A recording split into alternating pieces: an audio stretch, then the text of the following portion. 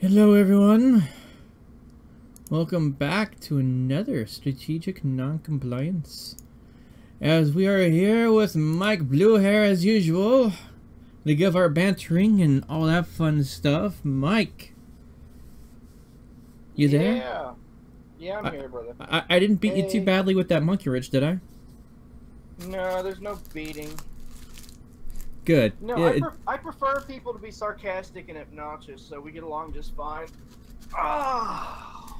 And yes, Johnny no last name. It's surprisingly notifications on the other platforms are way faster and getting an update on what's going on. Hey, Unknown XX, I got it. I still got to check out your channel. I just haven't had a chance of getting around to it with the internet blood sports thing with Baked Alaska. There, I've been paying so much attention to.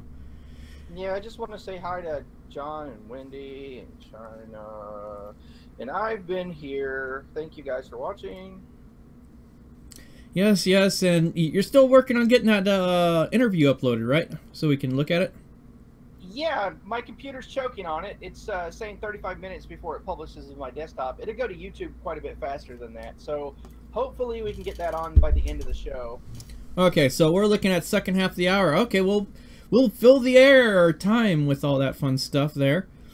And yes, as is, we have a short interview with Pink Camera Magic. It had to be done in the off hours because, unfortunately, she works during the times that Strategic Non-Compliance is happening during the 2 times a week that we do it, so. Yeah, we might end up having it run to end the show. Who knows? If not, worst case scenario, when I upload this to the interweb, when I do my re-edit, because I re-edit all the Strategic Non-Compliant shows, I will include the interview in that. So, yeah. Well, I'll have to check that out, Unknown. And, yeah, so we'll try to get that done. Unfortunately, the plan sort of shifted at last minute on the other person is still sick, so they couldn't be on with us. But, nonetheless, our opening music, of course, as usual, was Techno Axe there. And let us go ahead and read some news articles that I found that were interesting this past week here. Where's my other thing? Okay, so let's go ahead and turn on the window capture here. Oh, I need to shrink down that window size, don't I? Yes, I do. Well, here we go. Alright, so this one's quite interesting. This is part of the reason why I picked the change. Ban on possession of stun guns violated Second Amendment Massachusetts High Court rules. What do you think about that, Mike? They're still going to let cops carry the tasers, right? Of course. Yeah. The ban was on civilians being able to acquire them. Cops have always been able to carry them. I know, but yeah. So I don't like any kind of weapons restriction. I mean, barring tactical nukes and airstrikes, I think you know, this is my own personal opinion, but I think that everybody should be able to own all manner of small arms, and electromuscular disruption devices should be, you know, everybody from your grandma to your, you know, 15-year-old kid should have a taser, as far as I'm concerned. Yeah, okay, sorry, I had to make an adjustment on your volume here. You're seeming a little bit of quiet on my side, so... Anyway. Okie dokie. I already fixed it, so... Thanks. Anyway. Well, let us go ahead and take a look at the article itself. Massachusetts highest court ruled Tuesday that state's ban on civilian possession of stun guns violates the Second Amendment of the U.S. Constitution. The decision marked a reversal for the court, which reached an opposite conclusion in a different case in 2015. The Supreme Court, however, set aside the earlier ruling, saying Massachusetts court failed to properly explain its decision. The Supreme Judicial Court stayed the effect of Tuesday's ruling for 60 days, leaving the 2004 state ban in place to give legislature time to rewrite the law to regulate the ownership of stun guns without banning them entirely. Now, I have a problem with that. Let the law stay in place for 60 days kind of thing. What do you think? You have your rights to bear arms and have a weapon to defend yourself for 30 days. or 60 days, or however many days we say. It's just more government tyranny. It's complete and utter BS. I mean, in all these places like Chicago is a really great example that ban weapons, make it hard for your law-abiding citizens, your average Joe, Dick, and Jane to have these weapons. All you're doing is turning people into victims, because the cops aren't going to. There's not going to be a cop on every single street corner making sure everybody's grandma doesn't get robbed on the way to the corner store. That's incumbent on you and your family. So it's just taking tools away from regular citizens that need them to defend themselves, and allowing the government to keep arming itself, and it's just disturbing. Oh, and NJ Diver actually just linked an article over in New Jersey. They're going. What if you could find food so? They're going to end their stun gun ban over there, so we'll add that to the list. Thanks, NJ Diver, for that one. So yeah, we'll look at that here in a minute here. Okay. Oh, Bunny? Yes? China Lynn over in my chat room is saying hi to you. Oh, hey, China Lynn? Let me see. Oh, yeah, hey, China Lynn. Anyway, continuing on here. We conclude that absolute prohibition against civilian possession of stun guns is a violation of Second Amendment. We order that the court of, the count of the complainant charging the defendant with such possession be dismissed with prejudice. The justice wrote, the defendant, George Ramirez, was charged with illegal possession of a stun gun after a traffic stop in Riviera in 2015, who was also later charged with possession of other firearm without proper license. Ramirez's bid to throw out the stun gun charge on constitutional grounds was turned down by a lower court judge, but later referred to the SJC. The law prohibits individuals from ownership of any portable device or weapon from which an electrical current, impulse, wave, or beam may be directed in a manner intended to incapacitate or temporarily injure or kill. The law exempts law enforcement officers, but require police to have special training on the use of stun guns. Wow. Isn't that messed up? I think it's really interesting that it's a beam or impulse, meaning there's something called a maser. It's a microwave laser. In directed energy weapons, there's something called a dazzler, which is basically you mount it onto the front of a 12-gauge shotgun, and that basically sends a high-intensity strobe, and it blinds your enemy and disrupts their ability to see while you're shooting them. I'm pretty sure they'll ban those as well. They're trying to preempt technology here. Like now, in the future we will have beam weapons. It's just going to happen. It's a matter of little tick-tocks on the old engineering clock. It's just going to happen. Now they're already starting to legislate against directed energy small arms. I think they're like projecting into the future. How can we tyrannize people in 100 years? Yeah, and let's see here. Bunny Boots forgot who I am. It makes me sad. No, I just had to make sure I was pronouncing it right. I see the name. I've seen you. And Johnny No Last Name has this excellent question. How is a stun gun a firearm? Is gunpowder involved? Now, the term arms does not just straight up mean firearms. Arms is also pretty much any weapon or arm that you arm yourself with for defense or offensive capabilities. And so swords, spears, bayonets, knives, dirts, clubs, all these things are considered arms. Baseball bat, hockey stick, a circular saw, whatever. a pen, if you really want to go that far. Chopsticks, throwing stars. Yeah. You can. There's a lot of things that would count as arms. It's just when people think of arms, they automatically go to firearms. They go gun, arms, firearms. Okay, but they don't think about the other weapons.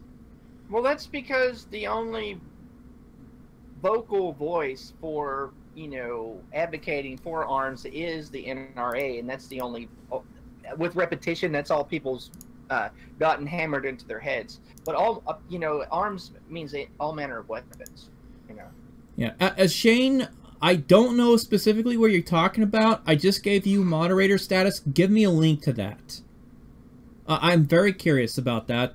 That sounds a little bit interesting since we are talking about various weapons. But yeah, back onto this. I do get a chuckle. Yeah, they're throwing in freaking beam weapons and anything that's able to direct energy with that part here. But let's continue on. Massachusetts is among a handful of U.S. states, including New York, Hawaii, Rhode Island, which ban outright the civilian ownership of stun guns. Many other states have restrictions on sale and possession of these devices. The earlier ruling in Massachusetts involved the arrest of a woman who told police she carried a stun gun as protection against her former boyfriend. In that case, the SJC upheld the woman's conviction, but the U.S. Supreme Court vacated the ruling. The charge against the woman was later dismissed by mutual agreement without further determination of constitutional questions. That is interesting. What do you think, Mike? Well, I think that it's good that they're, you know, discussing this and not just allowing a ban to happen. Like, it's, like I said, I'm just very firm on people being allowed access to weapons because, you know, all these liberals are screaming about, like, you know, school shooters and crazy shooting up stuff, and we have to keep the mass shooters from owning these weapons. But they never think about the old lady who has a, you know, $250,000 of jewels in her lockbox downstairs, and, you know, her husband just died and she's at the house alone. You know, they're not thinking about the people that are handicapped that can't go to martial arts classes, you know, or they can just use their upper body stuff. They're not thinking about, you know, women that have been raped or men that have been, you know, robbed and they're traumatized and they want to get a concealed carry license and have access to weapons. You know, they're not thinking about all the people that would be underserved and given an extreme disadvantage because of the fact that weapons are being taken away from the populace. And I think that's really sad. There's millions and millions of people out there that need weapons for protection. Yeah. And the thing is actually what catches my eye. The charge against the woman was later dismissed by mutual agreement.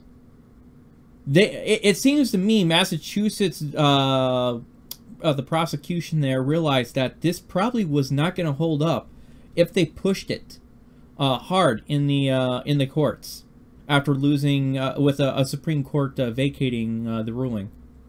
So I suspect that they knew that this was a straight up losing fight, the way they have an outright ban. And the thing is the Supreme Court has ruled actually in the last 2 decades, well, pretty much the last 2 decades, on laxing or how should I put it, opening up the reducing the gun restrictions that some of the states have put out in some of the municipalities, where it's like you can't own a firearm here at all. And it's affected Chicago and Washington D.C. and New York there, where they pretty much had outright bans on ownership of firearms. So we're sort of seeing a shift. I'm wondering if it's sort of like who we got in there and stuff like that, or it's all quite interesting. And this is pretty much nothing else is really on this for this. But let's go ahead and pull up the article that NJ Diver sent us. Get that loaded in here.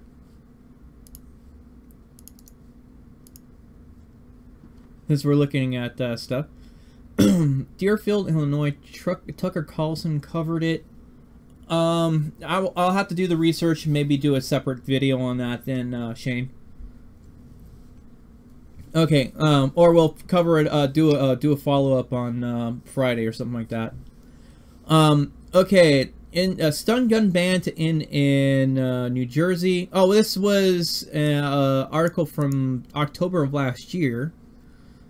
If you dream of owning a stun gun has been thwarted by the state's decades-long ban, you're in luck.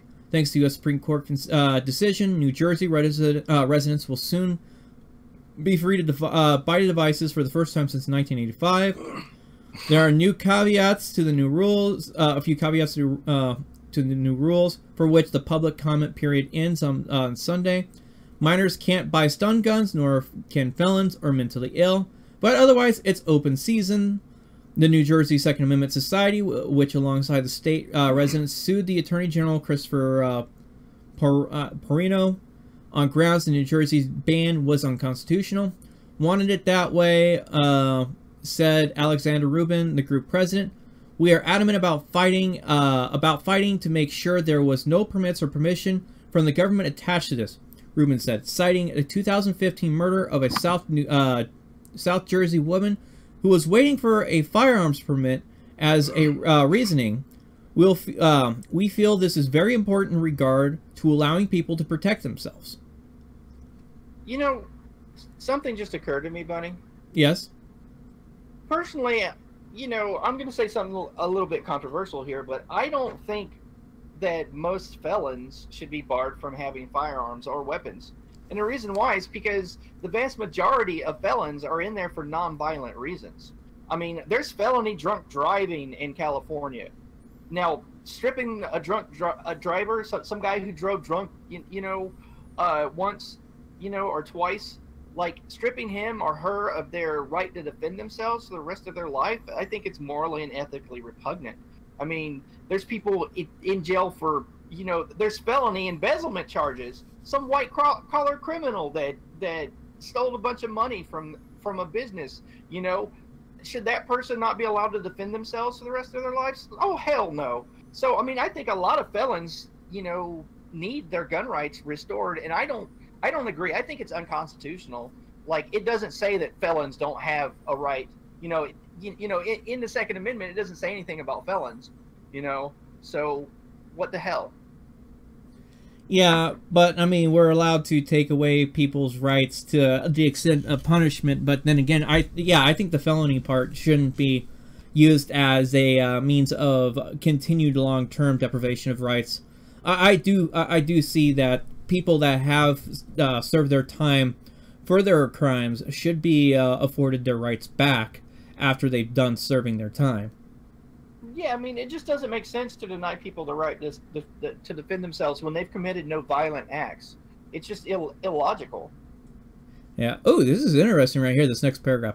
The dismantling of the New Jersey stun gun ban comes 6 months after Perino's office signed a consent order acknowledging that the law violated the Second Amendment. But while gun groups cheer, New Jersey law enforcement community is ambivalent about the dismantling of the state's 32-year law.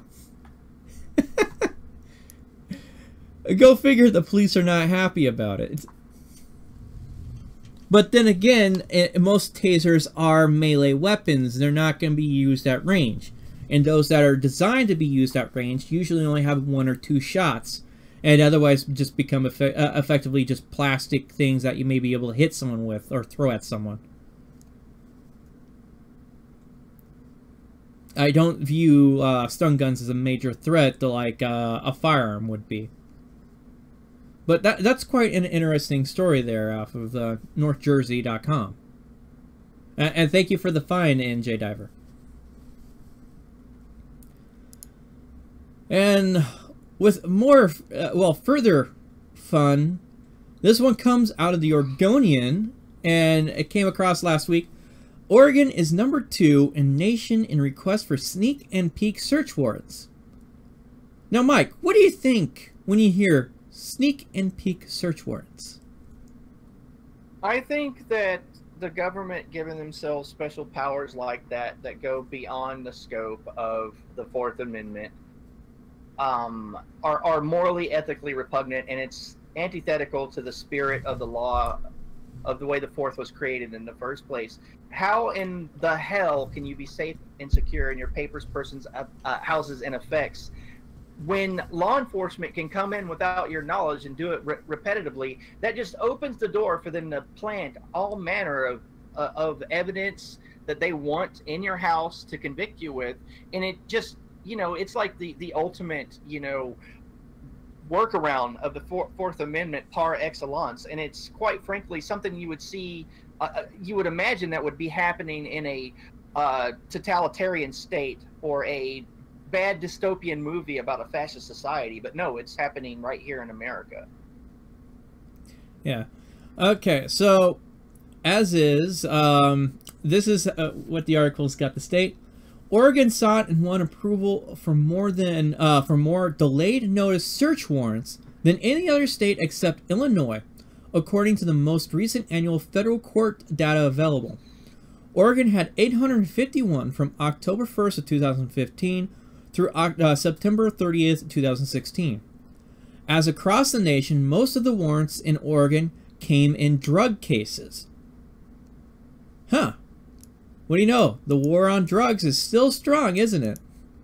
Oh, yeah. Yeah. The Office of Homeland Security, DHS, many of the provisions in the Patriot Act basically augmented and carried further the war on drugs. Like, it acted as a complementary augmentation to make it easier for cops to have more legal charging instruments. A charging instrument is basically a administrative bit of law that they can use and evidence that they can use to convict you in court. So, it's just, a lot of the stuff in the Patriot Act is basically, drug war 2.0. Yeah, and the thing is when you look at, with this case, the drug war has brought us the inland border checkpoints, which I can't remember, was it News Now Houston or was it James Freeman who recently did a talk about it, where they pointed out that these inland border checkpoints are not for really dealing with illegal immigration. They're mainly there for drug searches. I think that was actually News Now Houston when he was referring to his when they planted contraband on him. I have a little something to say about that. Okay. If they were there to, defend the border, they wouldn't be checking cars going away from and to the border. They check cars going both directions out of their checkpoints, and those don't make any sense whatsoever. Also, the ACLU did some research years ago, I think in 2007 or 2008, and there's something called constitution-free zones, okay? Now, the federal government, because of these inland checkpoints, and the terror that was caused after 9/11, have created something called constitution-free zones. And basically, I want you to imagine an imaginary line that's drawn 50 miles from the north border, 50 miles from the south border, 50 miles from the east coast, and 50 miles from the west coast, and then draw a line connecting them all together. So 50 miles from every border of the United States is declared free zone. No. If they wanted to, suspicionless checkpoints, all kinds of fun stuff that they haven't implemented yet. Now, the scary thing about this is the majority of the U.S. population actually lives in coastal cities. So the bulk of our hold on. We got super chat. Against having a gun in your home, Deerfield, Illinois. Okay, Shane. I will go ahead and do a search right now. Go ahead and continue on with your rant. Okay, Mike. Sure. So the majority of people in the country, our largest population centers are actually on the coastal cities. So you more than likely right now, if you're listening to this, are inside a constitution-free zone. Now, if that's not scary, then I don't know what is. Yeah. And as is, it's sort of amazing because states like Florida are entirely surrounded in these constitutional free zones. Yep. The whole state of Florida is, every bit of it. They've claimed the rights to suspend the Constitution strategically. And it sort of reminds me like the whole free speech zones and all that stuff. Okay. Okay, I think I know. I finally found the article. And we'll go ahead and cover that right after we finish this article here with the search warrants. Nationally, let's see. Here's the majority sought.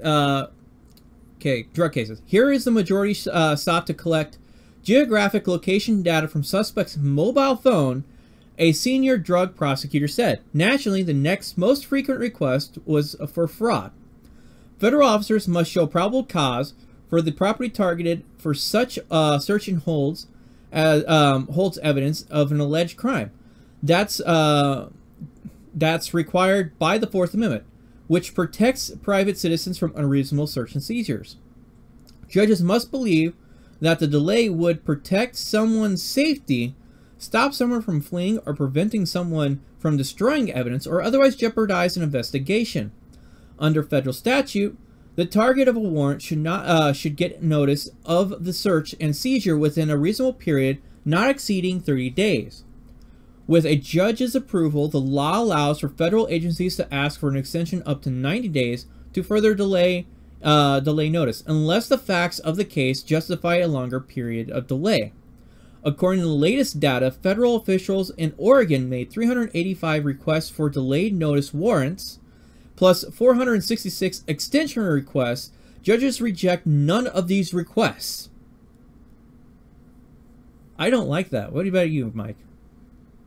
It makes my skin crawl to think about it. Like, you know, it makes me so angry that there's this much of this BS going on that, you know, if you're one of those folks on the right that claims to be a constitutionalist, I'm sorry, but like, what constitution?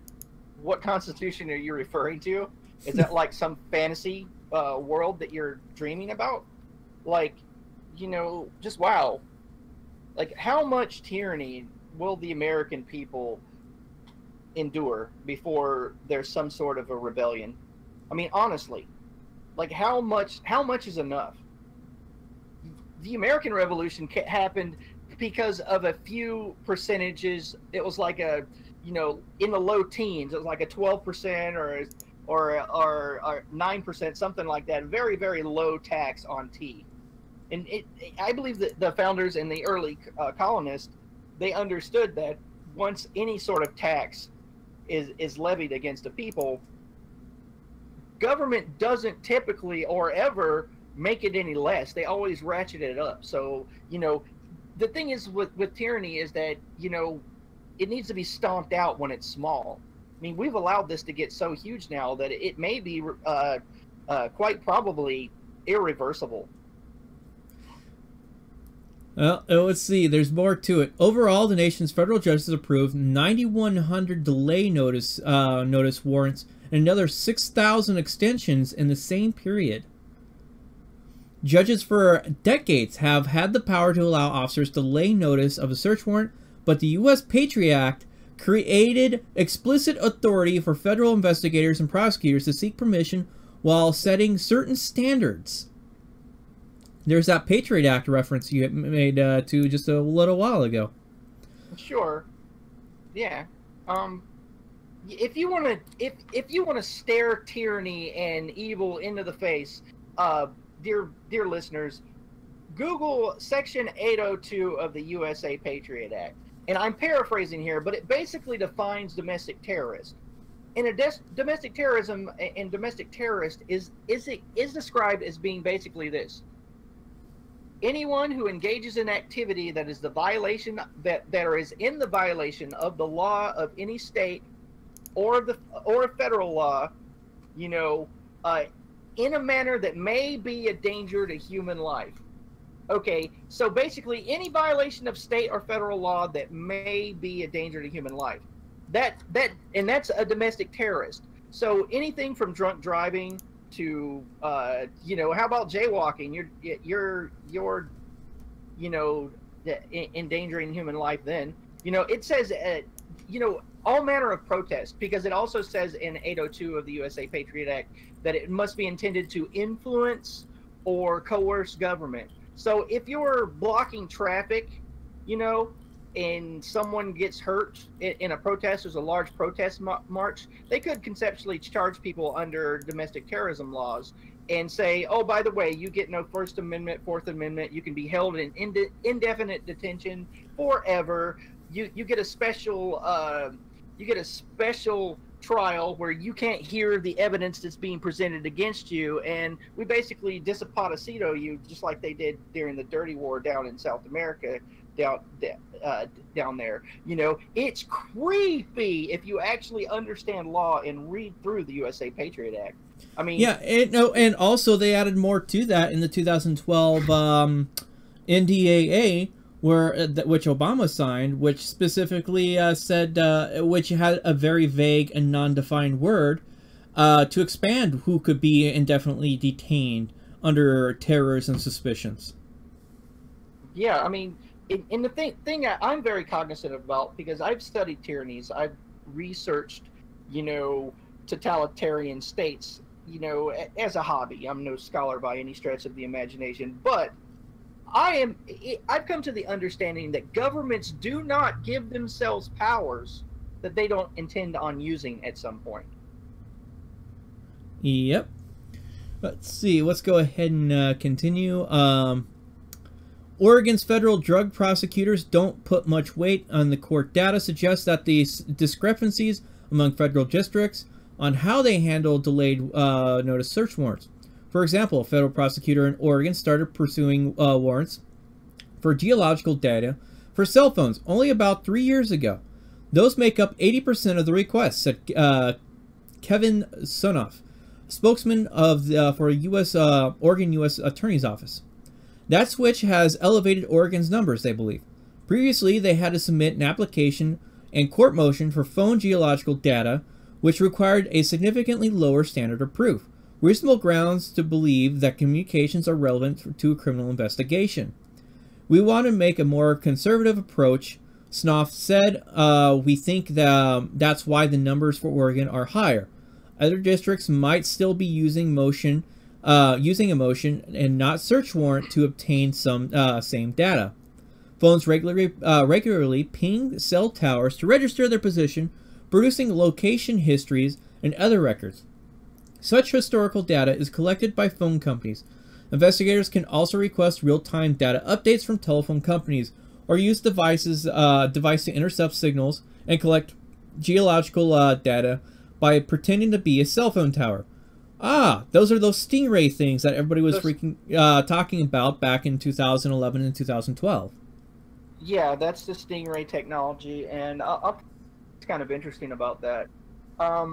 Portland Police Bureau have something called a mobile command unit, and when there's large protest, they cut off PPB's regular radio transmissions, and it's all sent from there. So it's a command and control unit for the commanders that are constantly sending out orders to the sergeants or the cops in riot gear to manage crowds. And I believe that's where we keep our Stingray, but I'm not 100% on that. And also an interesting point of fact, since I'm on the police scanner all the time, every weekend, I'm constantly hearing radio calls. If someone loses their cell phone during a robbery or something, or the police are looking for a suspect, if CERT is looking for a suspect or somebody ran, cops in Portland just get on the phone and just ask dispatch to ping the phone. And they tell them where the location is. Just a regular officer, regular uniformed officer, out on patrol can just call in dispatch and say, hey, can you ping this phone? And they'll actually read the phone number over the radio, and they'll tell them where the phone is up to a couple feet. Well, that's if the the phone has the GPS data in it, and they're able to triangulate using cell towers. It's not just GPS. It's just if the phone is active, they use the towers to triangulate, and they do it with anybody. They'll just get your location. Well, and it makes a special ring too. It makes a special ringtone. I've watched cops recover stolen phones from people, and the phone makes this really high-pitched, weird ring that's only when it's being pinged. It's a special kind of ringtone. Yeah, I'm not surprised about that kind of stuff, actually, because they've been that kind of technology has been being incorporated for anti-theft uses for quite a while now. In fact, actually, I think I installed an it was Lookout that's on my phone. Has a similar feature that goes through a private agency where I can do similar. Sure, my iPhone has Find My iPhone, where if I lose my iPhone, I can get on any other Apple device and locate it if I've lost it. Yeah. Okay, let's go ahead and wrap this up here with the thing. The U.S. Justice Department advised prosecutors in 2016 to get warrants for real-time tracking of phone locations, but not for historic data from cell towers. I see a problem here.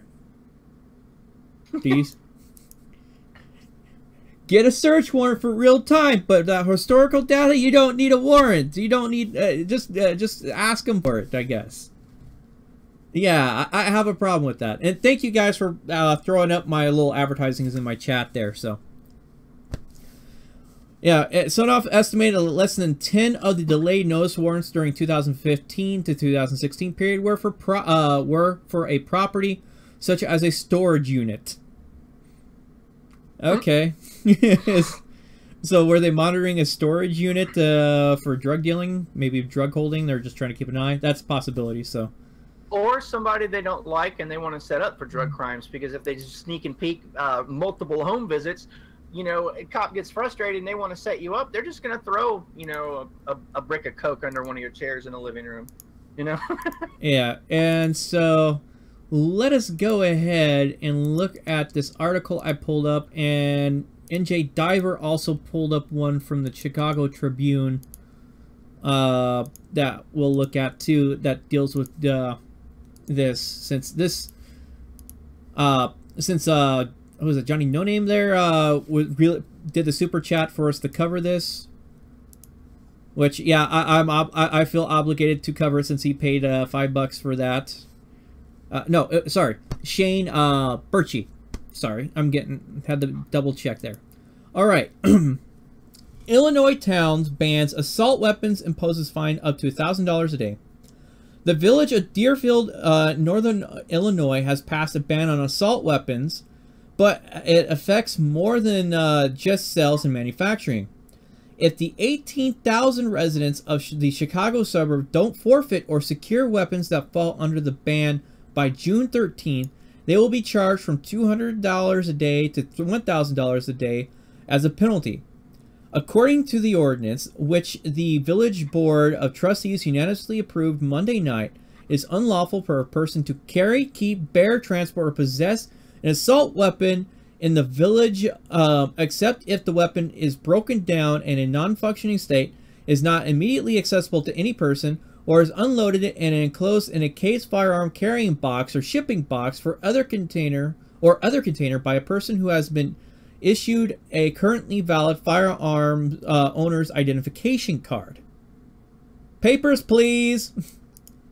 I'm gonna actually click on this link here real fast and see, is this like the actual ordinance? Does it?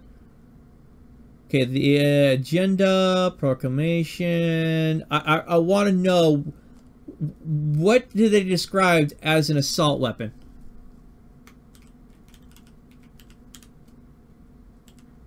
Probably okay. Anything that's not propelled by a rubber band.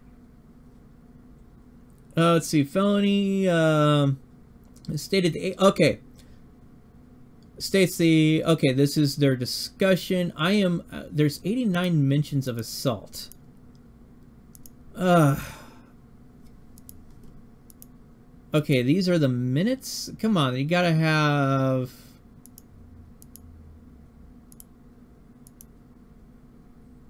Assault weapons. That was. Oops, I misspelled that. Let's see if I can. It's not a spitball gun or a rubber band gun as an assault weapon. Pretty I'm pretty much. sure that's what they're going to say. Okay, back this up. Okay, that's a letter. That's a letter. Letter. Okay, please go ahead. I've seen idiotic anti-gun legislation where they've actually thrown in barrel shrouds as something to be scared of. It's a freaking dust cover. It's a freaking dust cover to keep dirt from falling in your barrel. But like, I've seen that as a, you know, part of a ban list of stuff. It's just incredible. Okay, so okay, yeah, we got some definitions, and yeah, what is it? The Oregon one is pretty idiotic itself. Okay, definitions of assault weapon. The following words, terms, and phrases, when used in this article, shall have a meaning ascribed to them in the section, except where context clearly indicates a different meaning.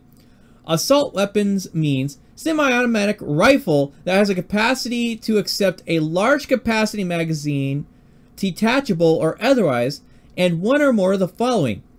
Only a pistol grip without stock attached. Any feature capable of functioning as a protruding grip that can be held by a non-trigger hand. A folding telescoping or thumb hole stock. A shroud attached to the barrel or a partially completely encircled barrel allowing the bearer to hold the firearm with a non-trigger hand without being burned but excluding the slide to enclose the barrel, or a muzzle brake or muzzle compensator. This is... What? There's your shroud thing right there. What the fuck? Right. They don't want dust covers on your weapon, apparently. They don't want your weapon to not be allowed to have dust go into it, you know? This is... I mean, this... Even if this is a hunting rifle, too, right here. I mean, mini hunting rifle. You could put handguns on this. Well, yeah, there's certain handguns like that. But look, anything that could accept a large capacity magazine, that's every hunting rifle. You know? Yeah. Like, every rifle can accept a large capacity magazine. Like, you know, that's just insane. All it is a longer piece of metal with a longer spring that feeds more bullets into the freaking weapon. I mean, I could sit there and 3D print. If there doesn't exist one, I can make. I just go and download AutoCAD. I get a 3D printer. I come up with the design, walk down to the workshop thing that has 3D printers and pay $25 a month, and then the materials, and use their 3D printer to make myself a freaking magazine. There we go. You know, technologically, we're on the cusp of being able to do 3D printing with metal.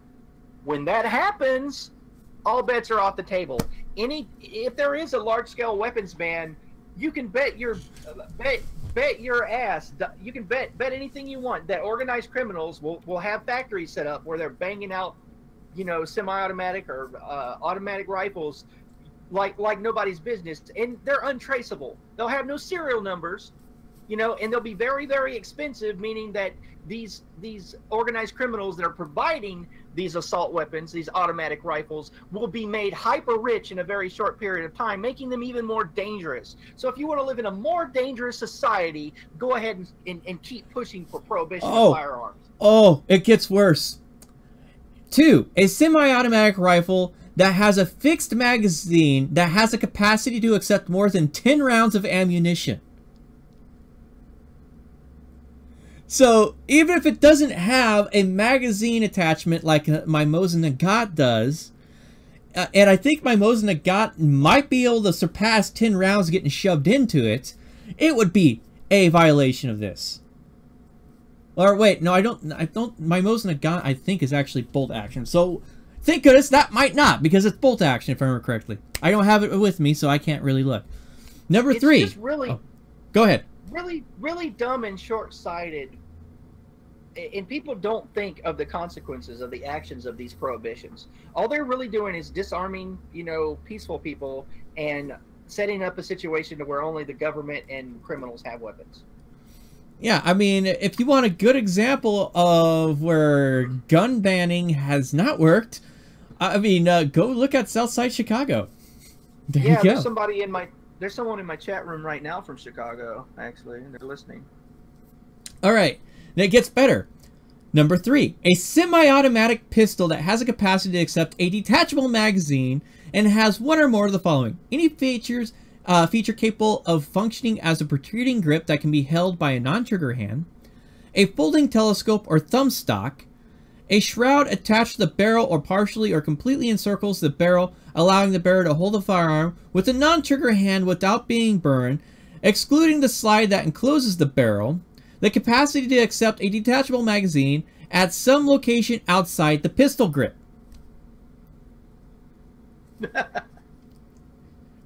Okay, D. Okay, detachable magazine. Are you referring to having an extended magazine or clip that goes into the bottom of the gun there? Huh? Because in a way, I could see this easily applying to just a standard one.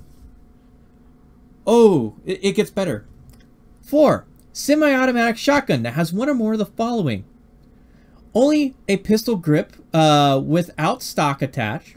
B. Any feature capable of functioning as a protruding grip held by the non-trigger hand. Oh man, they're what my dreams of an AA. Oh yeah, that shotgun, man. That is a pretty kick-ass shotgun. C. A folding telescoping or thumb hole stock. D. A fixed magazine capacity exceeding 5 rounds or an acceptability of an accept a detachable magazine. Well, there's another one against it, and of course I've seen let's see, a fixed magazine capacity. I've seen shotguns able to accept more than 5 rounds easy. Well, pump shotguns and stuff like that. Oh, better yet. Number 5, any shotgun with a revolving cylinder. Oh, so those handguns that shoot shotgun rounds would also be banned with this law. Those that fire, what was it? I think those 18 gauge or something like that. The really small shotgun rounds. Mm-hmm. I have a relative that actually owns one of those. And a shotgun that could accept that means it just has a receiver or a port that accepts it. So it doesn't have to be that kind of you know, that's ridiculous. All shotguns can accept that kind of I'm pretty sure there's like an attachment you can buy on eBay or whatever and order it and just attach it to your whatever shotgun you have. Yeah, this is quite the interesting definition. Okay, number 6, a conversion kit, a part or a combination of parts from which an assault weapon can be assembled if those parts are in possession or under control of the same person. Yeah, I like how the article goes over what I mentioned right before. I went and pulled up the exact ordinance. They had a link to it, and I'm looking at the ordinance itself. Yeah, the actual law. I get you. Yeah. Wow. Okay. Number 7 shall include, but not limited to, the assault weapon models identified as follows: AK, AKM, AKS, AK-47, AK-74, ARM, MAC-90, MISR, NHM-90, NHM-91, SA-85, SA-93, VEPR, AR-10, AR-15, Bushmaster XM-15, Armlight M15, or Olympic ARM PCR, AR-70, Silico Liberty, Dragunov SVD Sniper Rifle, or Dragunov SVU, and a Fabric. Oh, we haven't hit it all. We're not even a quarter through the list. Fabric National, FNL FAL, FNL LAR, or FNC, High Point Carbine, HK91, HK93, HK94, HKPSG1, Keltec Sub Rifle, Saiga, SAR-8, SAR-480, 4800, SKS with detachable magazine, SLG-95, SLR-95 or 96, Steyr AUG, Storm Ruger Mini 14, Trove, Thompson 1927, Thompson M1, Thompson 1927, Commando, or Uzi, Galley, and Uzi Supporter, or Galley Sniper Rifle, Galtz. And the following pistol copies duplicates of are not designed to be held and fired by a single use of hand: Calico M110, MAC-10, MAC-11, MPA-3, Olympic Firearms OA, Tech 9, Tech DC-9, Tech 22, Scorpion, or AB-10, or Uzi. The following shotguns copies, therefore, of duplicate: Arm Score 30BG, SPS 12, or Law 12, Striker 12, or Street Sweeper. And that's the list that they give. Oh, there's no weapon ban. There's just a weapon ban. Assault weapons. Go ahead. It's in these anti-gun nutters will look you right in the face and goes, "I don't want to prohibit firearm ownership." Yet when you look at the actual laws, it's like this huge list of stuff that they want to ban. Like, oh, but I'm not very smart, and I allow talking heads to tell me what to think. Like the March for Our Lives in in DC, it was basically like one of the herds from The Walking Dead just coming through. This unthinking mass of reactionary idiots that are just kind of staggering along. You know, they have a few talking points put in their head, and they showed them a couple pictures of some stuff that triggered them, and they're like, I'm triggered, I'm ready for my input. Here, just input tyranny here, and I'll walk in the street and scream about how I want you to take my rights. Like, it's so disturbing. These people's psychology is so disturbing. It would be helpful if they would actually do like bunny boots in myself and, you know, the people that haven't lost their minds in America, and actually fucking read. Read, people. Reading is fundamental. That's an anarchist fucking public service announcement. Read. Okay. Assault weapons does not include any firearm that has been made permanently inoperable or satisfies the definition of antique. They put a line through firearm and they changed the handgun. Stated in this code, or weapons designed for Olympic target shooting events. Detachable magazines means magazine means any ammunition feeding device or function of which is to deliver one or more ammunition cartridges into the firing chamber, which can be removed from the firearm without any use of a tool, including bullet or ammunition cartridge. Oh, we finally got to large capacity magazine definition, which means by any ammunition feeding device with capacity to accept more than 10 rounds shall not be construed as the following: a feeding device that has been permanently altered so it cannot accommodate more than 10 rounds, a 22 caliber tube ammunition feeding device, a tubular magazine that is contained in a lever action firearm. Oh man, these definitions. So a 22 caliber rifle is able to have a tube ammunition feeding. Oh wait, no, sorry, it shall be construed to include the following. So these are in the included part. Okay, my so favorite part was also muzzle brake. Like, I'm not a gun guy. You have military training. Tell me if I got this correct or not, because I'm a camera person. You know, I've only owned a few guns my whole life. But isn't a muzzle brake like a specific little divot or cut in the barrel so it doesn't it diminishes recoil a little bit, right? Isn't that what it's for? Speaking of muzzle brake, that is the next definition we're about to read off. Muzzle brake means a device attached to the muzzle of a weapon that utilizes escaping gas to reduce recoil. Okay, so yeah, it's basically just at the end of the barrel, there's like a little divot that's cut in it, and it allows you to fire the weapon more accurately. And that's an assault rifle. You know, wow, that's crazy. Well, the thing is that helps for like hunting and stuff like that, because it helps you shoot straight. Yeah, well, as that bullet is still traveling down that muzzle, you're still having to for that split fraction of a second, you still have to maintain proper control of it. And then when it does leave, you don't want to be kicked on your butt or have someone kicked on their butt if it's a high powered enough rifle, to where they're going to end up accidentally aiming it in someone else's direction. Yeah, I'm proud of myself because I remembered that. Like, you know, I have to share with the audience one of my my biggest F-ups on my YouTube channel. When Michael Strickland was being arrested, he was this fellow that was arrested with a bunch of trumped-up charges for aiming a weapon at a bunch of protesters a couple years back. I was describing to the officers what I saw, and I referred to his magazine as a clip. And, you know, there's like 2 million people have watched that video so far, maybe 3 million. So there's me making, you know, retarded rookie gun mistakes in front of, you know, 2 million viewers. So that's awesome. You know, if you're gonna mess up, Bunny, mess up big. Don't, you know, go big or go home, right? Yeah, I mean, you got to do something to end up on Livestream Fails or something like that, or something. Yeah. Muzzle compensator means the device attached to the muzzle of the weapon that utilizes escaping gas to control muzzle movement. Yeah, let's see here. Safe storage of assault weapons exceptions. It shall be unlawful to possess, bear, manufacture, sell, transfer, or transport, store, or keep any assault weapon in the village.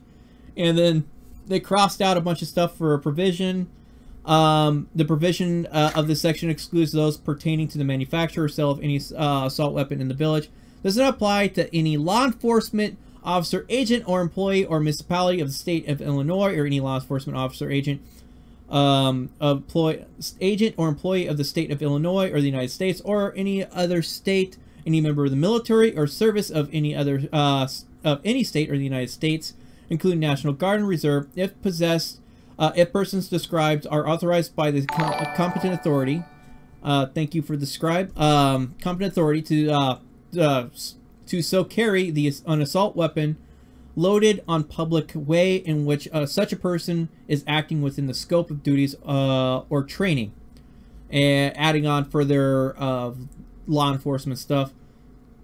Okay, transportation of assault weapons exceptions. It is unlawful and a violation of this section for any person to carry, keep, bear, or transport or possess an assault weapon in the village, except when this section does not apply or affect transportation of assault weapons that meet one of the following conditions, are broken down in a non-functioning state, and are not immediately accessible to any person, or are unloaded in an enclosed case, a firearm carrying box, a shipping box, or any other container by a person who has been issued a currently valid firearms ownership identification card.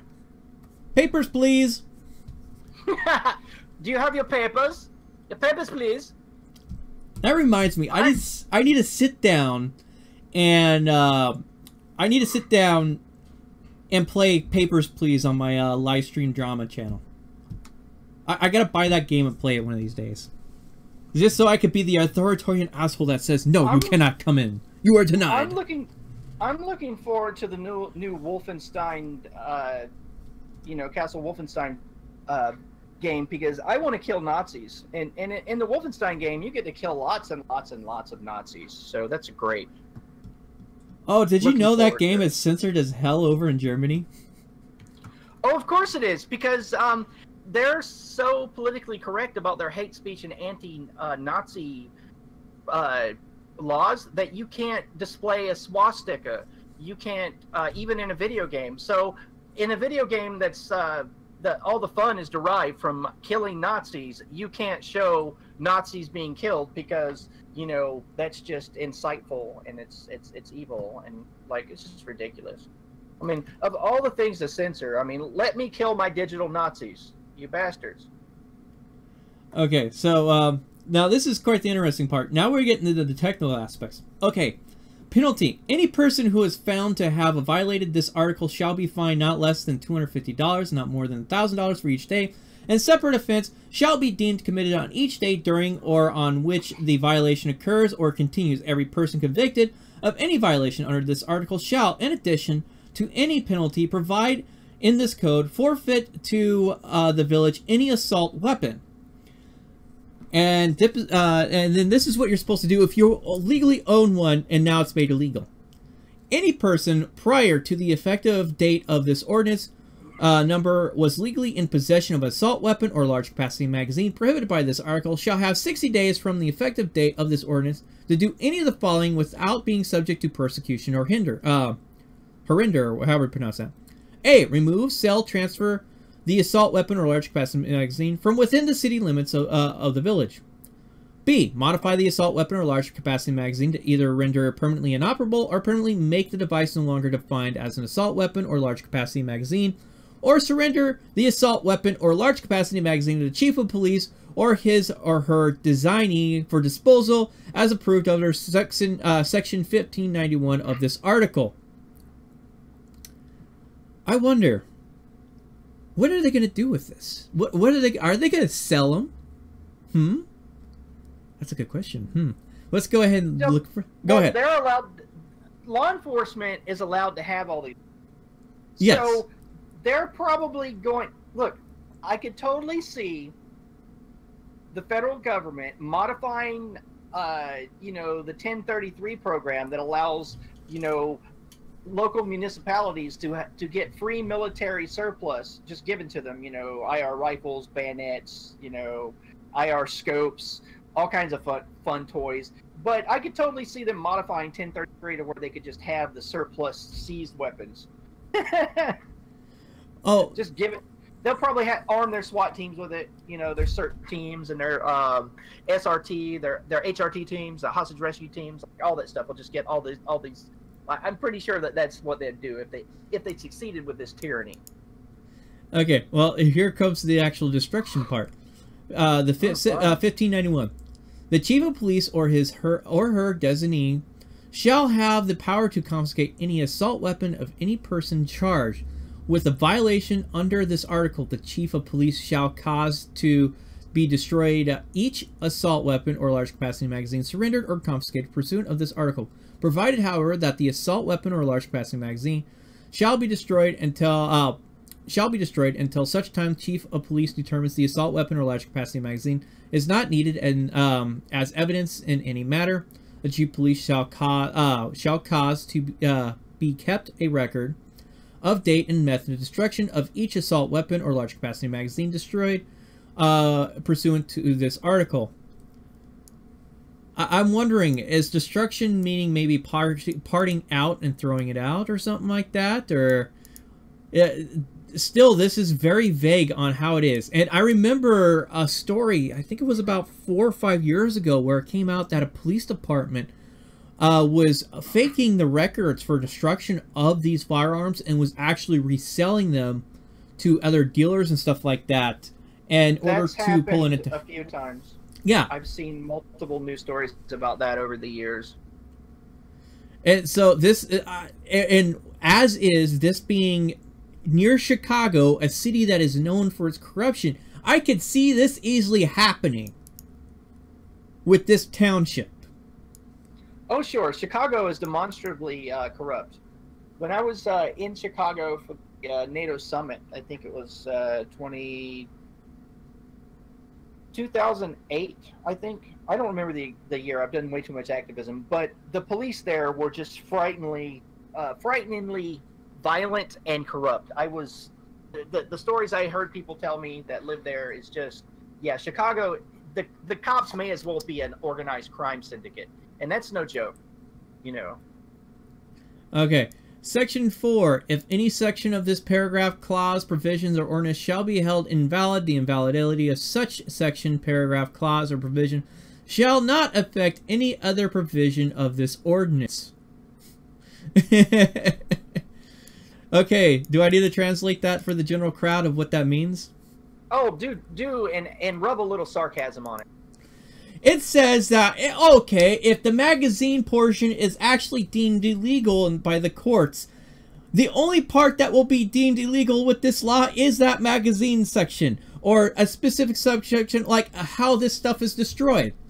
If it's deemed invalid, only that part will be invalid, not the entire ordinance. They're trying to say that it's only going to affect that one part. It's sort of like we're trying to put on, the bulkheads on it in order to reduce the flooding of a potential flood within the ship. And I'm sitting here laughing. Yeah, if this gets taken to court, it's all fucking going. This is not going to hold up.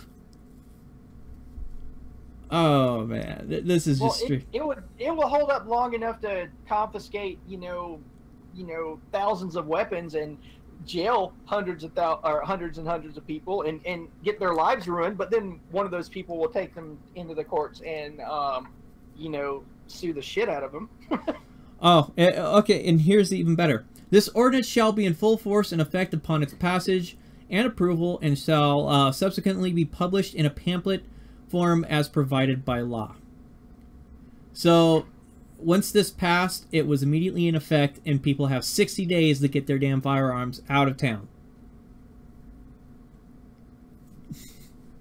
That pretty much ends me reading the ordinance itself.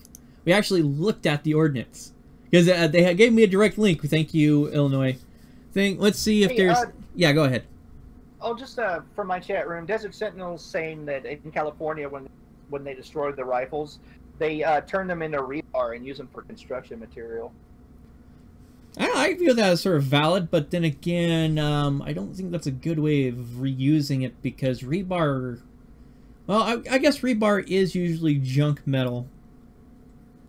I'd be a little bit cautious on using it in that kind of construction or whatever. I can see it maybe being used... If there's some quality control in the smelting process, then yeah. Yeah, hopefully they do. If they're confiscating them and destroying them, destroying them appropriately. But we all know that some of those firearms are going to go out from, obviously, nudge, wink, wink, nudge, nudge, yet it was destroyed, you keep it, just make sure no one knows about it, blah, blah, blah. Make sure to file off that serial number. Yeah, the stench of the corruption has gotten to the point to where your average person is starting to want to throw up. And that's kind of good because there may be some resistance finally. Like, and I want to see, you know, broad, nonpartisan resistance to some of this usurpation of our rights. You know, it has to be nonpartisan. I mean, when you get your soccer mom and your right-wing militia guy on the same page, I mean, that's going to be a beautiful thing, and it's going to happen, you know. Ooh, okay, so there's some interesting commentary that comes place in this article. The ordinance makes specific reference to the recent mass shooting in Parkland, Florida, Las Vegas, and Southland Springs, Texas. In quotes, assault weapons have been increasingly used in alarming number of notorious mass shooting incidents at public places, public venues, places of worship, and places of accommodation. The ordinance reads, the authors of the legislation claim the law may increase the public's sense of safety, notwithstanding potential objection regarding the availability of alternative weaponry or the enforceability of such a ban. Objections have come in spades on Thursday morning. The Illinois State Rifle Association announced that announced it and the Second Amendment Foundation had jointly filed lawsuits against the village of Deerfield. They are blatantly violating state law and are violating the Second Amendment, said Richard Pearson, Executive Director of the Illinois State Rifle Association. He said the ISRA has been receiving waves of calls from people upset over the ban and confident the ISRA legal challenge will prevail. The penalties are just draconian, he says. A lady or a guy who owns a large capacity magazine or anything like that could owe thousands of dollars, and if they cross the thin, almost invisible line between municipalities, they could be considered a criminal. The NRA is supporting a similar lawsuit filed by gun advocacy group Gun Save Life. Every law-abiding villager of Deerfield has a right to protect themselves, their homes, their loved ones, and with the firearms that best suit their needs.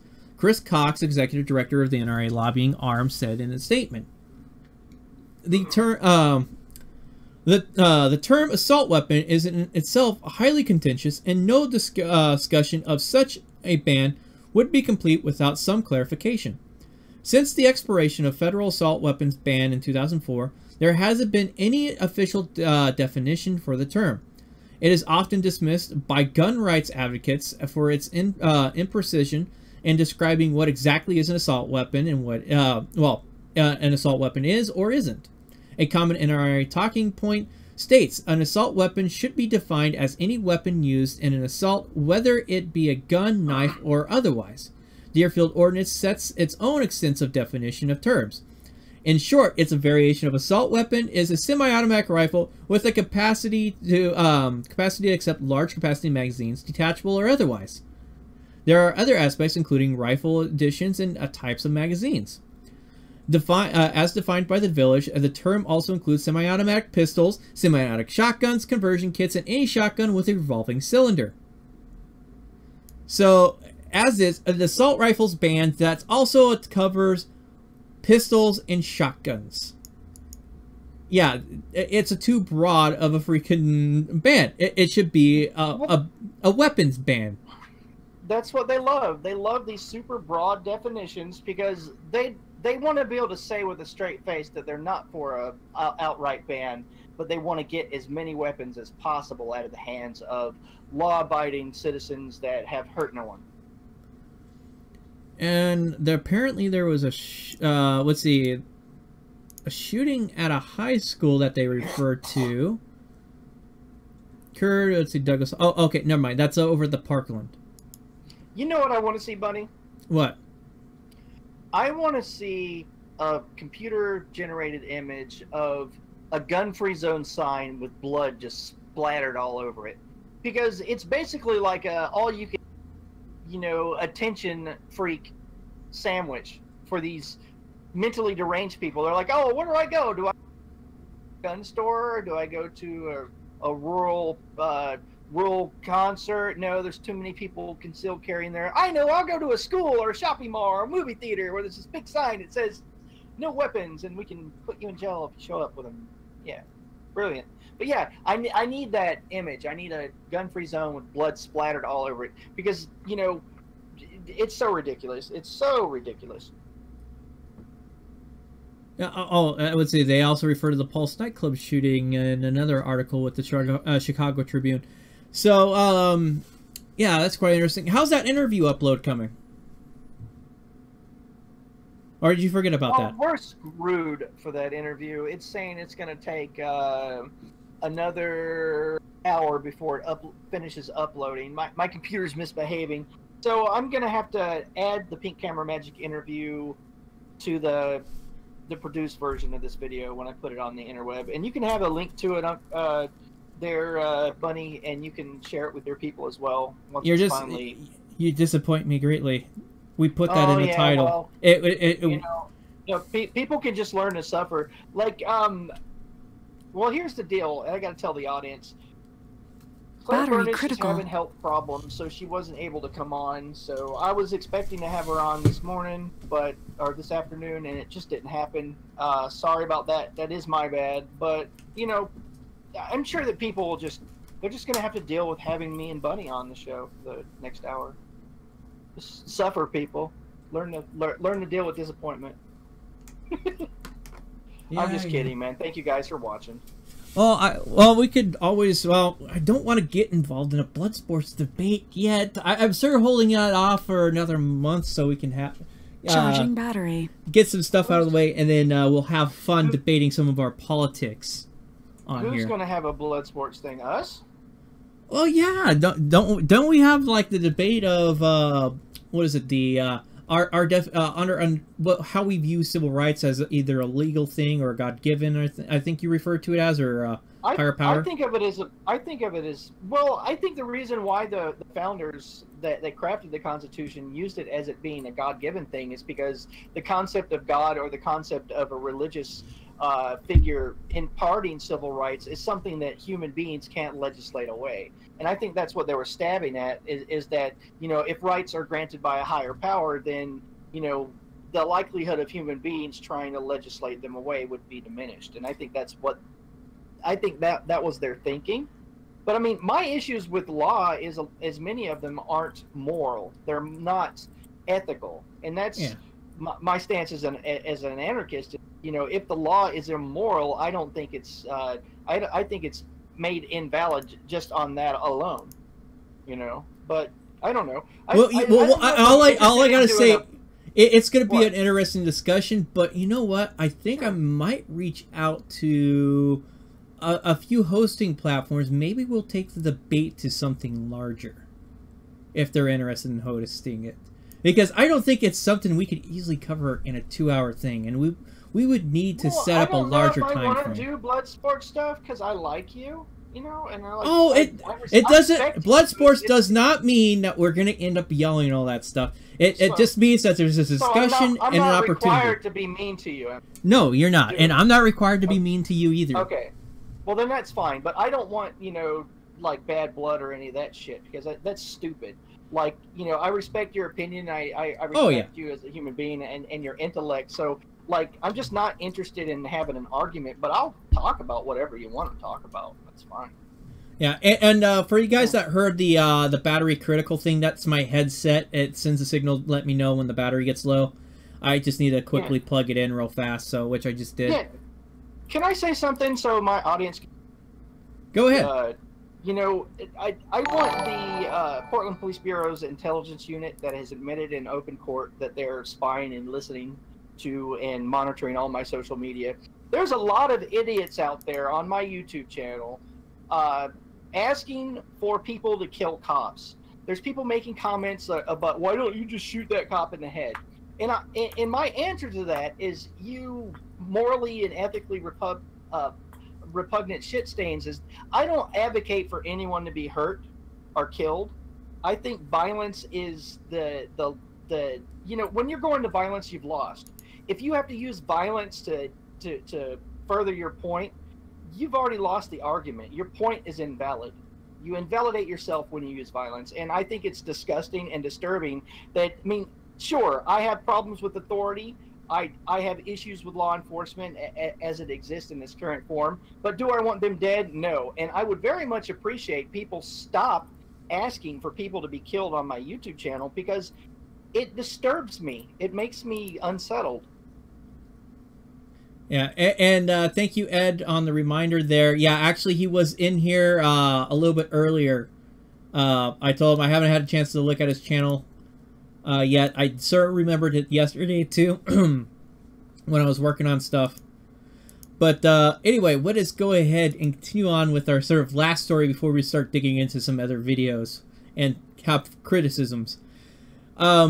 You're going to love this one. This is done by Ross Story. It is actually published right at the end of last year. Alabama town revolts after mayor, judge, prosecutor, and cops set up scam to rip off citizens. Can you guess what kind of scam it was? I don't know. What could that be?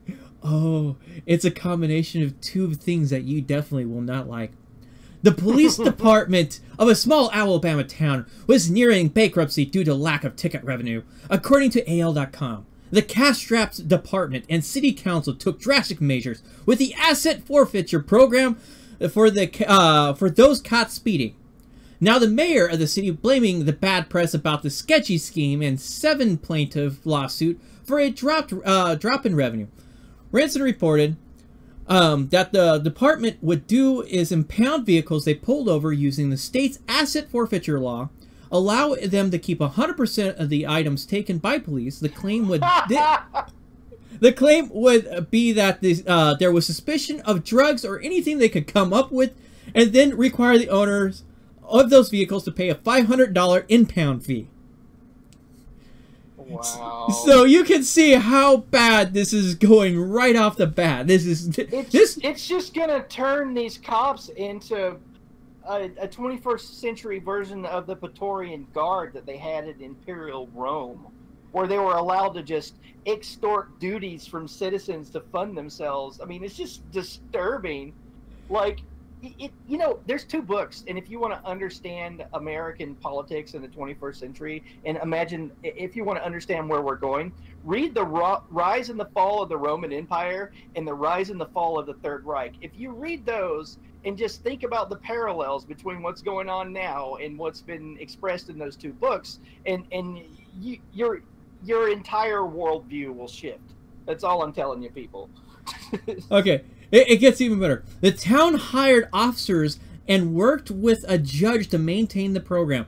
Those that were hired were often dressed in camouflage that was tucked into dark assault boots. One of the alleged victims was Trey Cozier, who lost $1,700 to Castleberry Police Department. The 550-person town was so furious about the program, Mayor J.B. Jackson, who came up with the idea to stop and confiscate vehicles, was booted from office. A municipal court judge and prosecutor were also ousted. Police Chief Tracy Housey was forced to resign in February. Well, that's a beautiful thing, you know, and hats off to those people for treating their servants like their servants, because that's what they are. They're civil servants, and I think it's amazing that these people got rid of these tyrants. I mean, that's a really cool story. Yeah, okay, and let's see, how many... Okay, this is a 550-person town. Lead attorney Richard Nix thinks more than 100 people were probably impacted by the city's program. All of the belongings and alleged drugs that were seized by police haven't been located in the investigation. The totality of the cash taken estimates $5,500. He claimed that the chief didn't follow minimal procedure requirements to perform asset forfeiture. 100 people out of 550. Wow. What? Okay, I'm gonna do the math here. I pulled up my calculator. I mean, well, just quickly do the math, and I'll tell the viewers. See, after the whole reason to justify asset forfeiture seizure was to seize the infrastructure of hardcore drug dealers, like people that have houses and boats and you know, multiple bank accounts and all that fun stuff. And then eventually it just trickled down to anybody who had, like, you know, a joint in their back seat. Oh, we'll just take your car.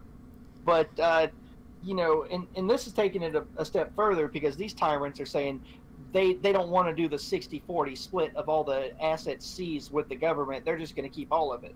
I mean, wow, just getting greedy here, folks. Oh, well, and I just did the math. It's 18% of the population of the town. Of course they're going to get ousted. When you have Right. an action taken by the government that impacts more than 15% of the people, majority of the time, if it goes past 10%, you can expect huge political blowback.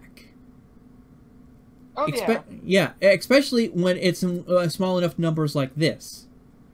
It was like roughly around that same amount of people that had an issue back in the Revolutionary War against the before the Revolutionary War with the crown. Yeah, I think it was about less than 15% actually participated in the American Revolution.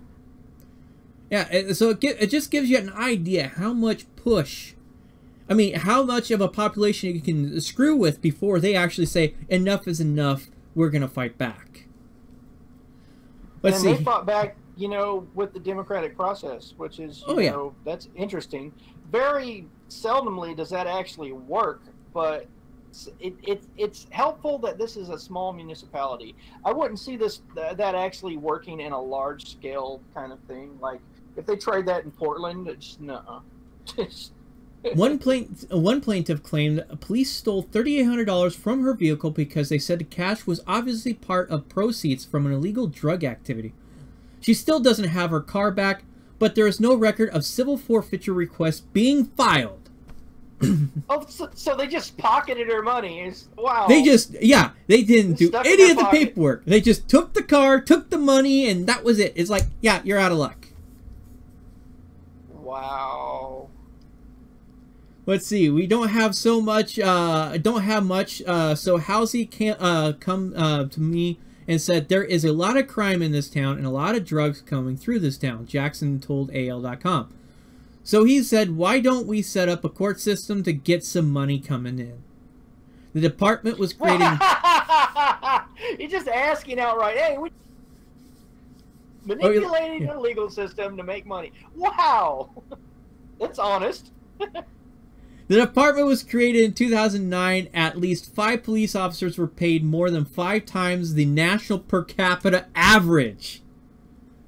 Oh, they must be super cops. They must fart gold dust, you know, and like, you know, save cats out of trees by blinking their eyes and miracle crimes away by holding up their magic badges. These must be super cops to be paid the 5 times the national average. Oh, you're gonna love this next statement.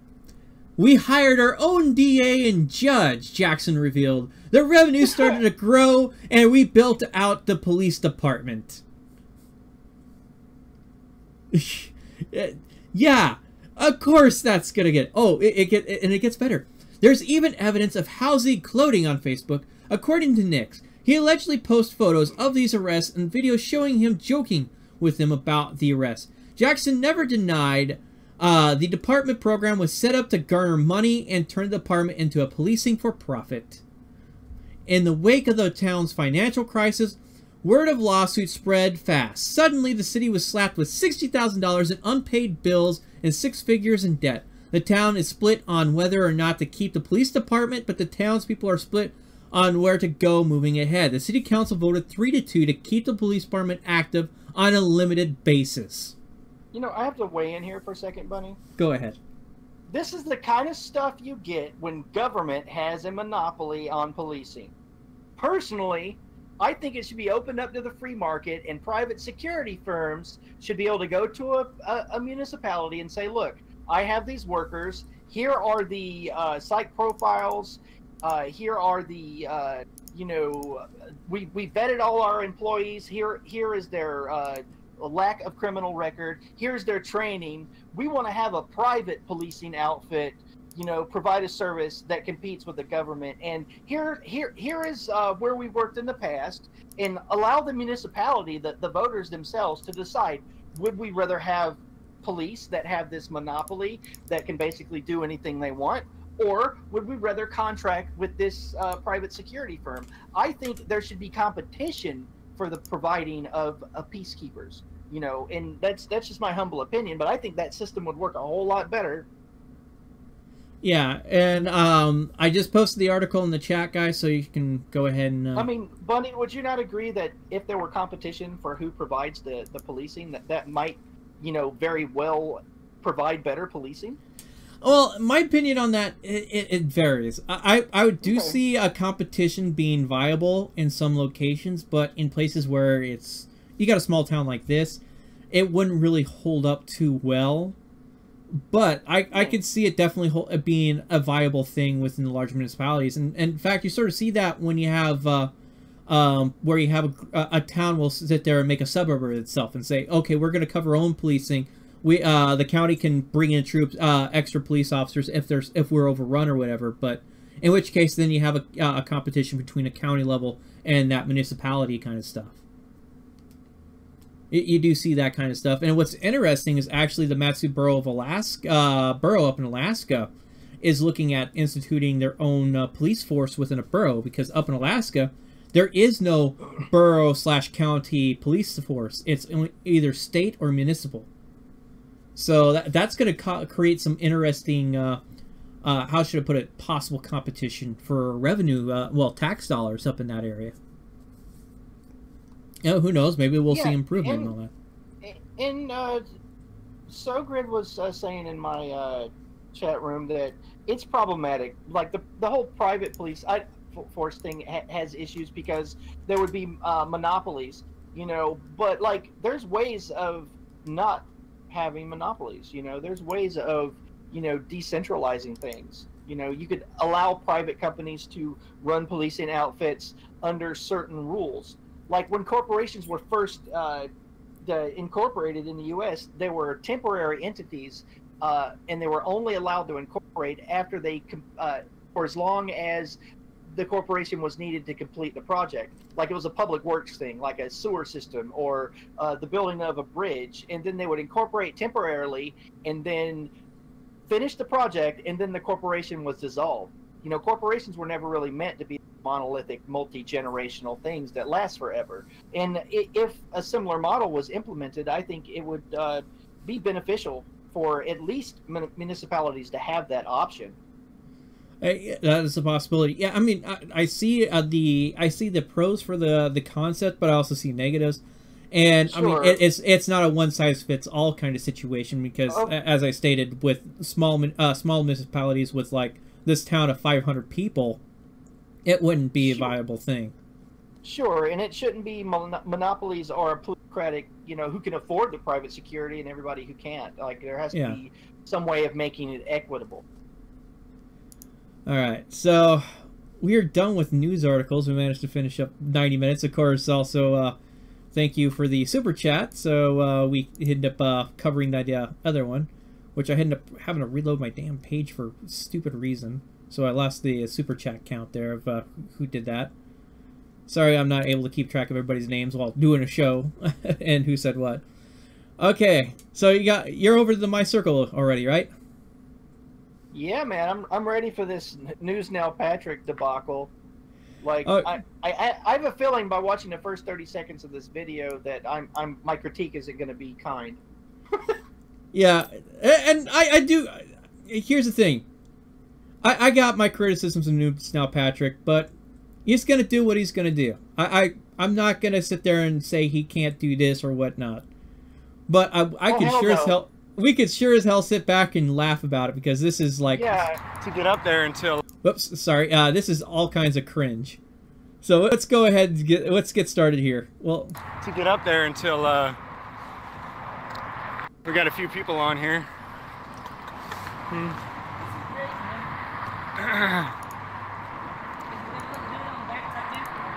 Yeah, it's not dragging or anything, so that's good. What's up, Squid?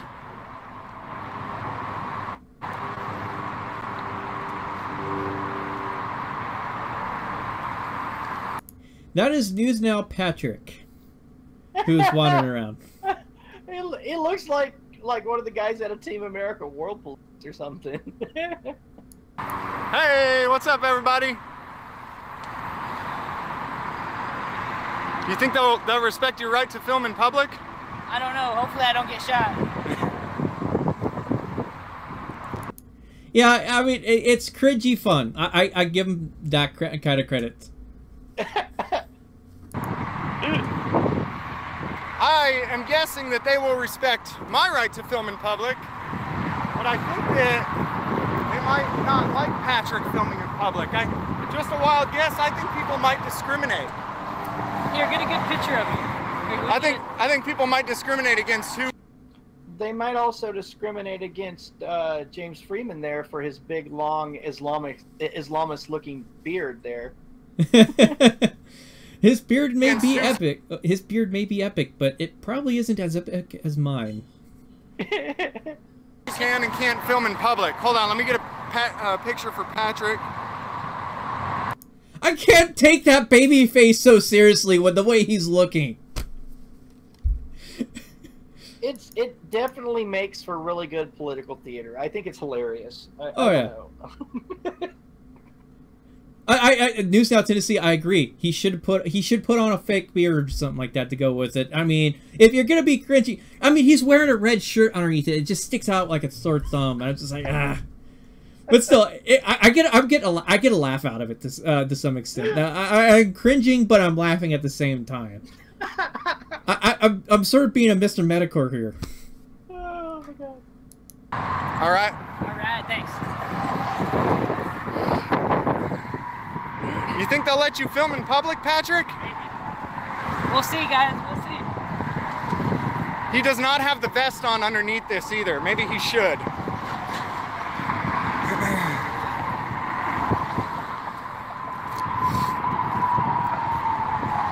So we're going to the Social Security office. I think with this outfit, Garland Police Department would have been the best place to go. What do you think? Would the police department have been a better option? I don't know anything about the demographics of that area or the municipality, so anything I would say at this point would be just BS. So I'm just gonna keep watching the video. The tag's sticking out. I don't even think. Now I question is, does he even have it on straight? I think he might have it on backwards or something. Yeah. And someone was saying, what was it? Don't trash James Freeman. I'm not trashing him. I'm just enjoying and sitting back and enjoying the cringe and just laughing. I think it's funny. I mean, you know, he has a right to wear anything he wants. I mean, he could the prosthetic butt cheek strapped to his forehead, as far as I'm concerned. Like, I'm not criticizing him at all. I think it's hilarious. Like, I thought maybe I would have harsh criticism, but so far I'm just being entertained by the humor of it. And all kinds of government agents taking cameras away from people while they're breaking the law. So we're just here to reinforce that. Gotcha. Yeah, Oh, just to make sure they're doing everything okay. So we're not here to get private citizens in the video. We're here to watch them. Yeah, we're with them. So. Let's see here. I think there was a... Oh, they're filming the signs here. Muzzle. Kidnap, assault, intimidate, or interfere with designated federal employees. Whatever. Here, he's back. He's back. Okay.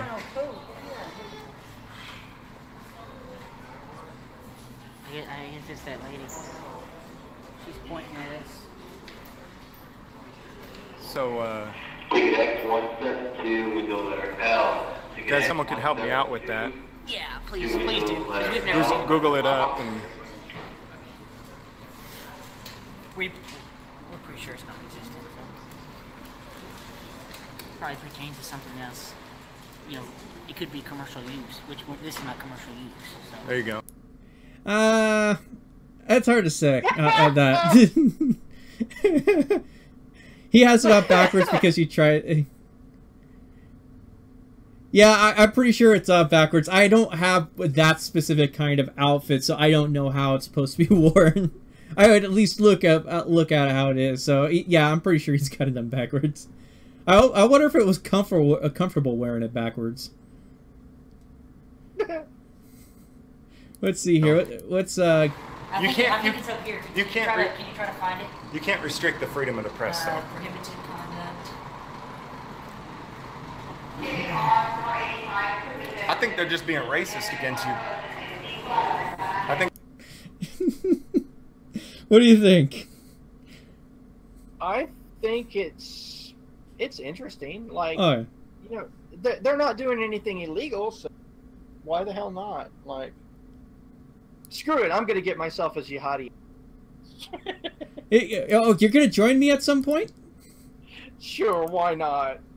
Let's see. Well, go ahead. Let's watch more of the video, like his interactions. I just want there. Okay, yeah. What's where was the one guy?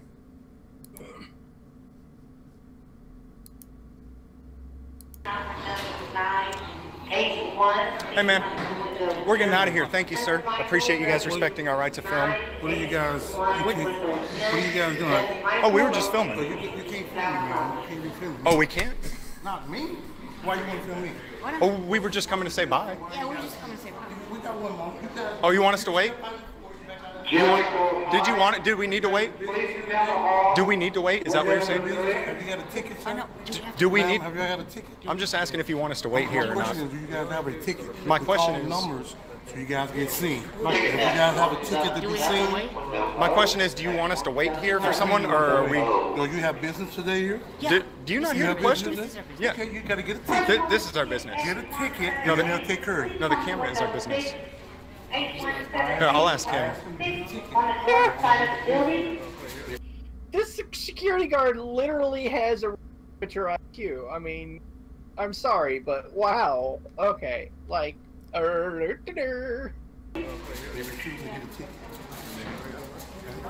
Hey, we were just coming to tell you guys thanks for respecting our right to film, and we were going to leave, but he's saying no, wait for a minute. So I'm wanting to know if we're waiting. He's kind of loud and disruptive. I'm in this building. You guys, if you're not gonna do business, you can step right outside. That's your business. Need you to quiet down. So. I'm just asking to leave. So we got some on. So I was just wondering if we were supposed to stay and wait for somebody, or if we were good to go. We didn't want to act like we're running off. No, you know. Did we get your name and information? No, you're not gonna get it though. Well, then I need you to go. Okay, you don't have any. Okay. Well, we just didn't want it to seem like we were. As long as you are conducting This is our videoing is out. This is the business. Videoing is out. I don't think these guys understand the law. We just wanted to make sure we weren't taking off and looking like we're running. Privacy of the people here But it's a public area, so there's no privacy problem. This is a federal building. We just didn't want it to seem like we're running when we leave. You understand? All right, but I do need your information. No, you don't. Well, that's not gonna. Apparently, this guy has some distinction in his mind between a federal building and a public building. You know. Yeah, this is gonna be interesting. Yeah, go ahead. Hit the play. You can step outside and wait for me, okay? Wait for who? And wait for you? Yeah, So we wait do for need me. to wait. Sure. Is that a yes or a no? Yes, please. Is that a lawful order? If this gentleman wearing a badge is a peace officer, He's has not. made Is he TP certified? Does he have a absolutely yes. That guy is not a police officer. That guy's a private security firm contracted by the city, by that building or office building or whatever. I think this man is so incredibly ignorant. Well, he's got a badge, he's got a costume. Like, oh, he can do what he wants. He can take you in the back and just push a knot, stick up your back end. It's all right. He can do whatever he wants to do because he got a badge on. Wow. All right. Hit that play button, Bunny. Absolutely. He does not. He has a security license, and he has a license to hold a handgun. He's not a police He officer. is a federal commissioned. So if we tried to leave, it would be as if we were. You would think we were trying to run. Is that right? Well, Because I don't want to try to run from something if you Are we think. being detained? here, let me do this. He's gonna take a picture. We're gonna FOIA that, just so you know. Because It's, you're on official business. You're on Okay. official business, so that's you fine. get to FOIA that Just, picture on I the just phone. want you to know beforehand. Here, yeah, take a picture. Yeah. Well, I bought some more stupid people in costumes to stand around scratching their heads. I like your outfit. Hey, ladies and gentlemen, keep in mind that all cell phones and devices Did you want? Are you gonna? must be on silent. I think we're trying to pose for a picture. Is there anyone in the lobby with a Z or a X ticket? If so, please stand up. Please proceed into the What's that? Your lobby. All documentation Z can, your filming can be confiscated. all X tickets. So Please that's proceed what I into want you the to wait lobby. for, okay? To steal my stuff? No, for the police to take that. For the police to? Wait. Was it the guy with the badges on their outfits there, the police? That's exactly what this Nimrod just said. I don't even think this guy is taking census of what he said or didn't say. Like, I just think he's just talking on some kind of bizarre autopilot, because he's not even attempting to be consistent in what he's saying to them. You know, and he did say, "Oh, he said he was a cop." He said the private security guard there is a cop. You know, like, wow, this is wow. These guys have done such a great job of illustrating how stupid and unconscious and how, you know, on autopilot these costumed idiots are. I think, I don't know, you know, just wow. I can't wait to see what else, you know, unintelligent or just stupid comes out of these people's mouths. To steal my stuff? You can't confiscate anything unless it's involved. Now might be a good time to call down here, guys. They're threatening to steal our stuff. This is the Social Security office. I'll go get the address. So I'll get the address out front.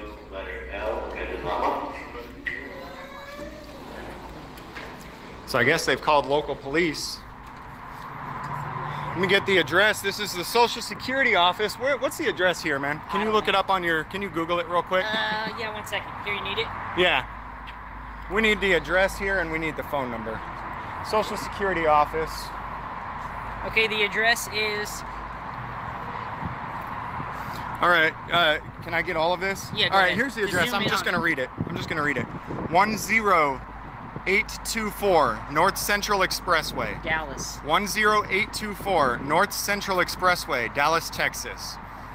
10824 North Central Expressway, Dallas. We'll Google it so we can get the phone number also. Yeah. And we're live, so if they want to arrest us for trespassing. Well, you know, as is, we got our criticisms. We're not sitting here and trashing them. I mean, we're criticizing them on some of their antics, but as is, they stumbled upon some brilliant stupidity out of the administrative staff there and security. My only criticism is the guy's got his shirt on backwards. You know, I mean, if you're going to be on camera, you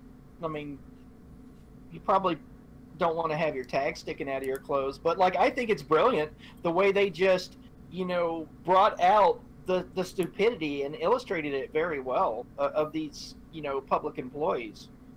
Yeah, and as is, I do have my problems with News Now Patrick, but I have my problems with a lot of other people too and how they do their things. And we talk behind the scenes. I haven't yet had an opportunity to talk with News Now Patrick or anything like that. I literally don't know nothing about him. This is the first whole video I've ever looked at. But the thing is I'm open for criticism. I take criticism all the time. People come in and banter with me all the time. And there's times when, if I got opening time or whatever, I'll invite them onto the show, or I mean, onto my channel for a discussion about whatever they have an issue with me. I will sit there and open that up. So, well, if you got a problem with me or whatever, you know, feel free. We'll set up a time or whatever, and you can have a chance to come and voice your grievances or give me your criticisms, okay? And let's say if any of the other activists got that problem, I open my doors for that. So just keep in mind, I will also make retorts and criticisms back too. So, but let's go ahead and skip this a little bit further here, because I think there are... said before, you don't... Hold this for me for a second. Okay. Over that way. Over that, no, over that way.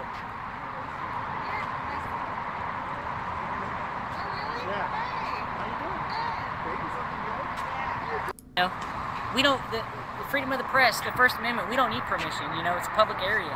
Hey, they said, ask the people coming out if they've seen your camel anywhere. Ask everyone going in and out if they've seen your camel anywhere. I had somebody text me from your live stream on that policy. Yeah, I just saw someone I knew coming out. It says, what the policy concerning photographs for news, advertising, or commercial purposes, except when security regulations, rules, orders, or directive applies, or a federal court order. Do you know what he's reading off? Sounds like the 2010 or 2012 memo that was sent, the DHS memo, yeah. He's reading off 41 CFR 102-74.420. That's way at the bottom of the DHS No, that's memo. at the bottom of the first page of the DHS memo. Right. That is the federal regulation. Yeah. Well, the first page is the one that mentions the filming, so whatever. Like that's all that anyone in our ilk actually gets through. Yeah. And let's see. Well, here's the thing. Everyone audits their own ways. There is there needs to be for some criticism either behind closed doors or in the public venue. I don't have contact directness with a lot of people. I do have with certain people and all that stuff. And sometimes a public criticism is needed. And other times, I mean, it's better to do it behind the scenes. It's just when you got something that's this cringy, it's better just to make it public. Well, they made it public already by uploading. Oh, yeah. Personally, I think you should be allowed to wear a silly costume if you want. I mean, if he went in there dressed like a freaking squirrel, you know, I think he's got every right to do it. The whole have you seen my camel thing? I could see how, like, you know, social justice warriors or politically correct people that are looking for something to scream about racism could have a fit about that, but it's free speech, it's humor, it's silly, whatever. I don't have an issue with it. Yeah, and in fact, actually, over on Am I Free to Go, I got into a short comment exchange with someone who said that this could be viewed as this, could be viewed as a public disturbance when he's going around asking people for a camel because it's offensive and stuff like that.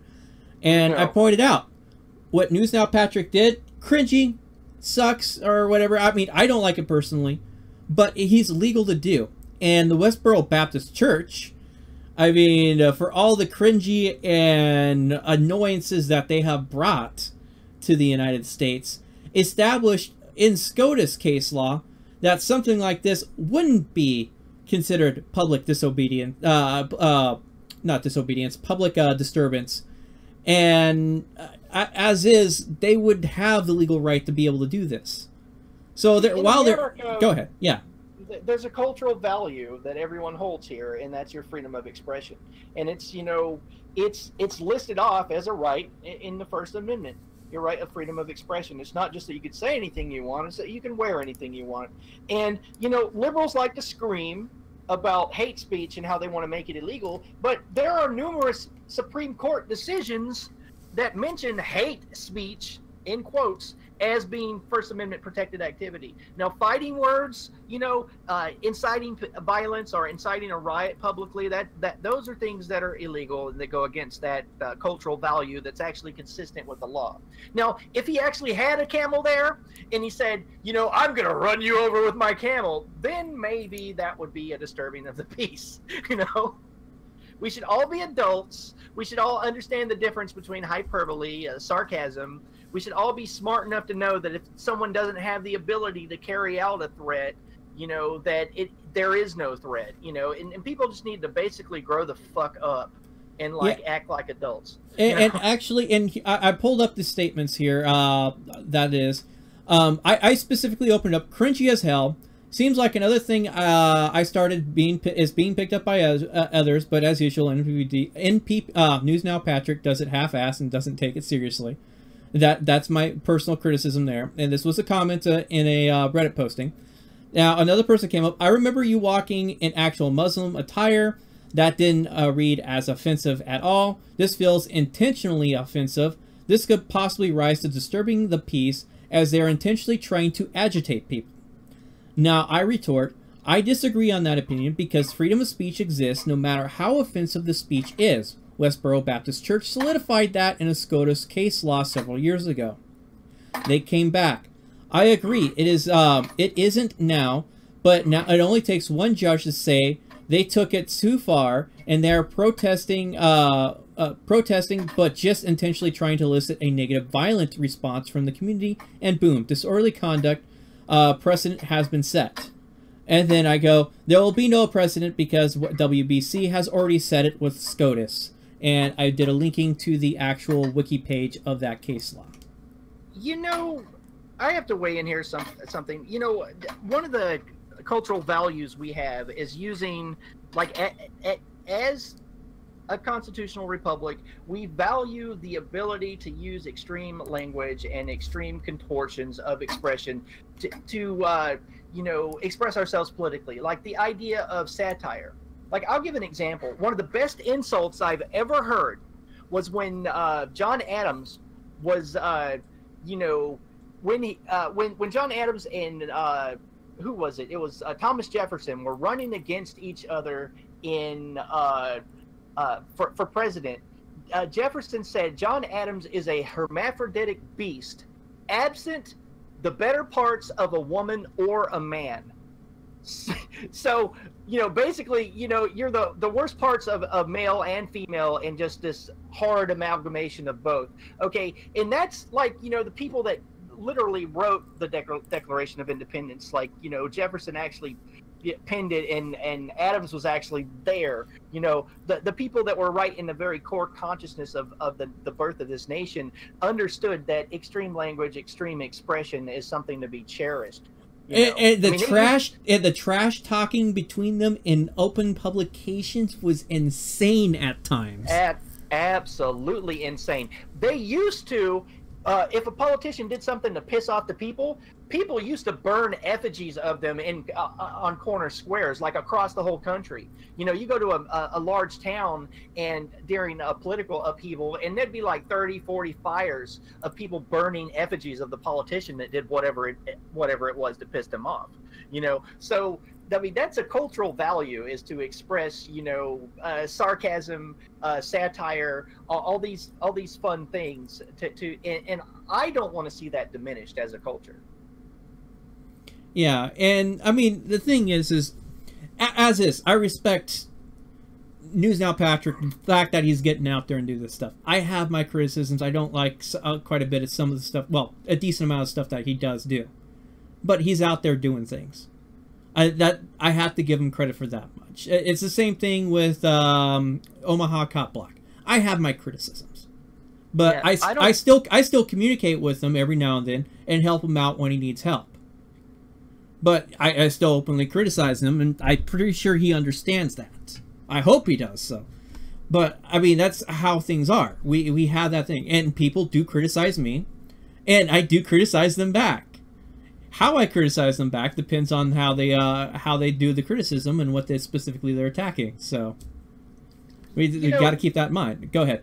That's par for the course. Anybody who starts a YouTube channel like myself or Bunny Boots or any other activist or people that are just making media to entertain you, we understand that we're going to get attacked, we're going to get insulted, we're going to have, I mean, shit, sometimes death threats. You know, it's par for the course. So when you're at this level, you know, you just expect there to be a lot of crap thrown at you. If you don't, you know, you need to stop doing this.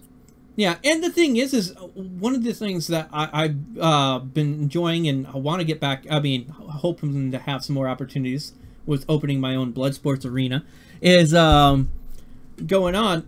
It's like when I hopped on with the Morning Kumite, which is internet blood sports at its finest, where it's a no-holds-bar, verbal argument. It could be straight-up intellectual debate between two people, and it could go south and into straight up yelling match and name calling.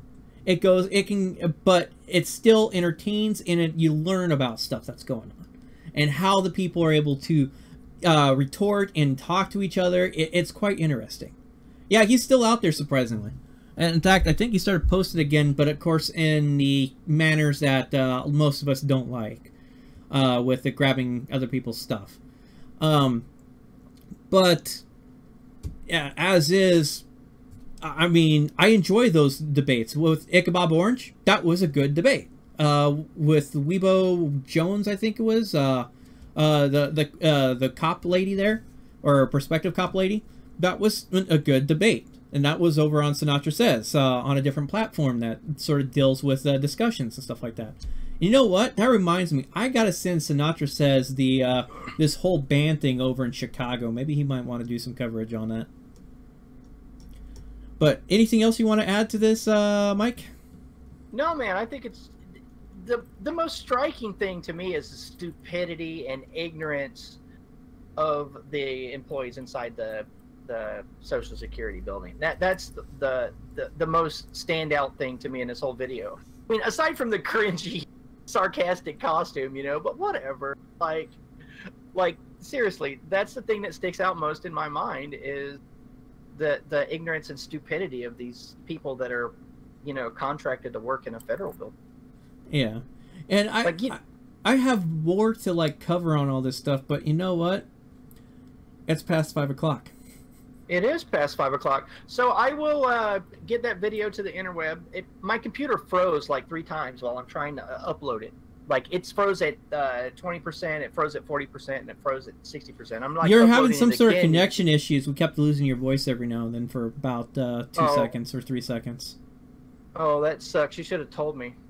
Well, when I was about ready to say something, you came back and you're fine. So I was like, okay, well, we'll just run past this unless you like go out for like more than 10 seconds. Anyway, we might as well go ahead and do our final plugs for the evening. You want to go first, or should I go first? Yeah, man. Thanks a lot for everybody that's watching. I have to apologize again for not keeping up with the chat room as well as I should. I try, but this time I was specifically trying to get that video of Pink Camera Magic uploaded to the interweb during the show. But yeah, I mean, if you like what I do, please share it. Share it around the interweb. If you're watching this on Steam It and you're not liking and upvoting and re-steaming this, you're an asshole. Don't be an asshole. So re-steam my stuff. All right. Again, thank you all for watching. Yeah, see you guys on Friday. And as is, I'm Bunny Boots Inc. Strategic Noncompliance is on twice a week. It's a bi-weekly cast, or a live stream that we do. And as is, you can catch us on Wednesdays at 3 p.m. Pacific time frame. So this way East Coast has a chance to participate and listen in live. And then once more, we do it on Friday at 6 p.m. Pacific time frame. So this way, the West Coast has a chance to get on here. And yes, Johnny No Last Name, apparently our title is clickbait, and I'll have to get the monkey wrench out for Mike Blue Hair on that specific aspect. As is, you can catch it either on over on Mike Blue Hair's YouTube channel, Mike Blue Hair, or you can catch it on my channel, YouTube, Bunny Boots Inc. I also stream to other platforms, which is Twitch, Twitch Stream Me, Periscope, Mixer, and those are all underneath the same name if you want to look at that. Links are in the description on my side of things, and Mike Blue Hair has description affiliate links on his side of things. I hope you guys had a good time with us. Anything else you want to add in? No, man, just love my fans, and I appreciate my co-host. And I don't know, man, I don't know if I... So you might have to talk me into it, because, like, I just don't feel good about it. I mean, I'd rather, nah, I don't know.